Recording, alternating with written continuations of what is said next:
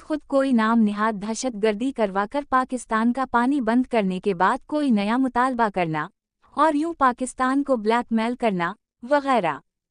3. पाकिस्तान एक बार फिर अंदरूनी तौर पर दहशतगर्दी का शिकार हो सकता है, बिल्कुल उसी तरह जैसे अमरीकी दबाव पर तालिबान से यकदम हाथ खींच लेने से पाकिस्तान अंदरूनी तौर पर अमन ज़बूं हाली से दोचार हुआ था।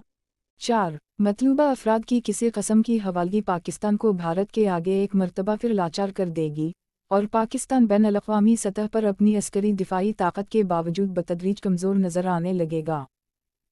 5. बलोचिस्तान और दीगर इलाकों में भारत की रैश दवानियां पस मंज़र में चली जाएंगी।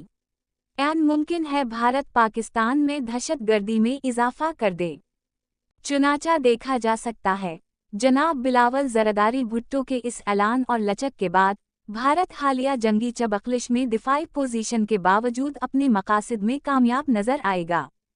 खतरा यही है पाकिस्तान हंगामी बुनियादों पर तेज़ तरीन रफ्तार से अपने पानियों को ज़ख़ीरा करने के जदीद मंसूबे बनाए, अपने दरियाओं पर जारी मंसूबे जल्द मुकम्मल करे, नए डैमों के मंसूबे तैयार करे।